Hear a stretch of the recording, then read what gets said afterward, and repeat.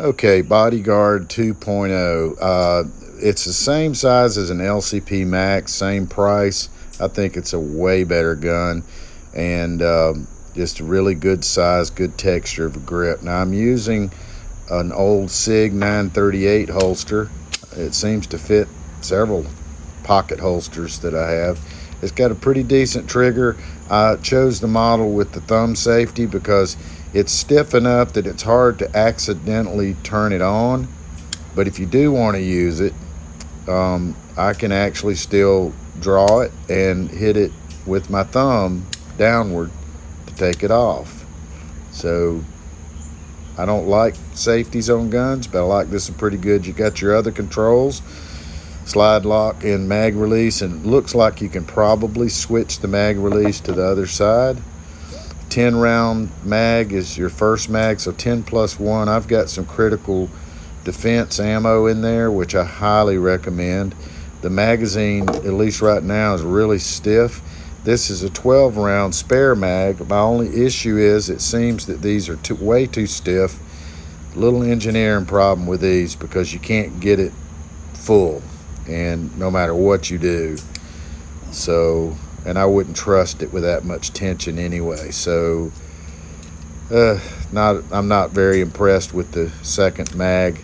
I'm sure I'll call Smith & Wesson. They'll probably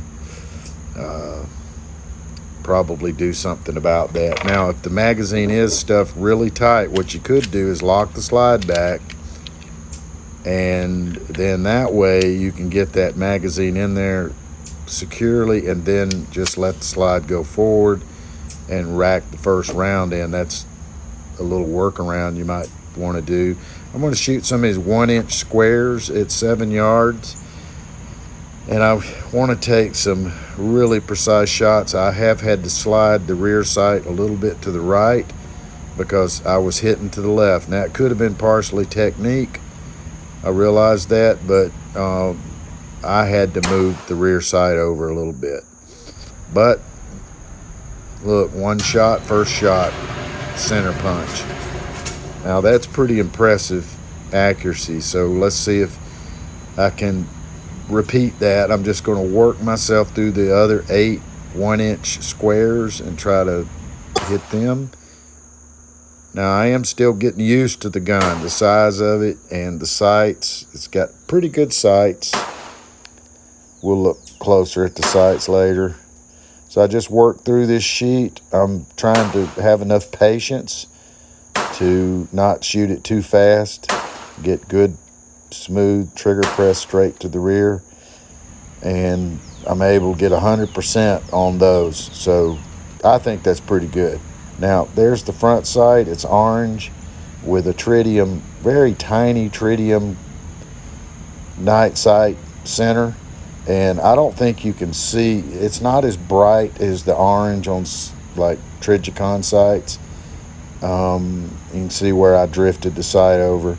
And this is what the sight picture looks like. It's got a pretty wide notch on the rear. I like that, actually. And the trigger safety is this kind of flat piece of plastic. It's kind of odd, but I like it. At least you don't have that little ridge pressing into your finger. This is what the action looks like. I haven't figured out if that's a partial double action or pure single action. The striker spring is a little wobbly at the first part, a little weak. It's not super strong, but I mean, it seems to work. It does have a firing pin safety plunger, and if you notice, it's forward, up where a Glock usually is, instead of hidden underneath the rear sight. I hated that about the original Bodyguard. So it's a completely re-engineered gun, and really like it. So let's see, I'm going to do my carry test, which is 5 rounds and under 5 seconds from the holster. I think that's fine. Got some doubles there, I think. And then now I'm going to run this Georgia law enforcement target out to 25 yards. I'm going to draw and put a few of these Aguila range ammo rounds on it, and I'm going to start from the holster.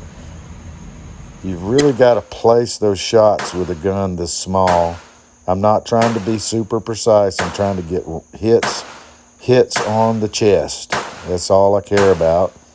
And as far as Georgia law enforcement scoring goes, that's 0 down. That's a perfect score. So, quick summary, probably one of the best feeling small guns. Even with the 10-round mag, I can get my pinky on there nicely. I can shoot it with 2 hands pretty good. I can release the magazine, and I can operate the safety. It's not easy to turn it on, but I can. It is just easy enough, just enough texture on it. It stays out of the way, so you don't have to ride it like a 1911. You can just sweep it on and go. But I like it, so I would buy the one with the safety, and I'm surprised I'm saying that. I think the mag release will probably switch to the other side. You have a lockdown on the last round, a real takedown lever instead of that cheap pin like on a Ruger. The internal spring and all that in the upper is noticeably better quality than an LCP, including the sights. It's like a little M&P 2.0, but just shrunken down, and I really like it. Now, I don't care much for the 12-round mag. It's not working right. These are loading very tight right now. I'm not real comfortable about that. I think the springs or something needs to be, something needs to be corrected. Maybe they will break in eventually and be really good springs, but it's still just a talking point about it. Now, this little flat trigger safety, don't know how that'll work out over time, but it shoots just fine. The trigger is it's not a CZ Shadow 2, but I mean, this gun shoots really good. It does its job. The sight picture's fine. I don't think that front sight tritium is quite big enough or bright enough.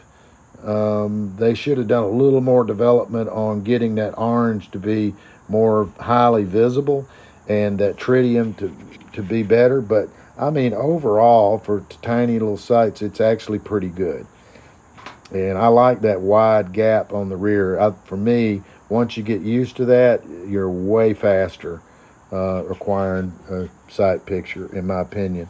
Great texture, great ergonomic feel. You can reload it and release the magazine with one hand. Being such a small gun, that's usually a problem, and the magazine falls out cleanly. I'm real impressed with that. These controls are very low profile, so you're going to have to train a little bit with that if you want to be faster. But overall, very impressed with this gun. It's fitting these various 938 style holsters I've got that I already owned, and even the ankle holster. So I don't feel urgent to find a holster. Most people are just going to get like a DeSantis or a sticky holster. These are ones that I've owned for other guns, and they work fine. I don't think these have a model on them. Well, this one is is that SM2 sticky holster, and this DeSantis is maybe that's the model R8. And then this ankle holster I've had for years it's a great one, DeSantis. And I'm telling you that if you're in a non-permissive work environment or something, you just want to have something to get you out of the building if an active shooter comes or somebody loses their marbles, these are a good solution, especially for a backup gun. So I will leave it at that, and hope you'll get out there and try one of these. I think that might actually be a good gun.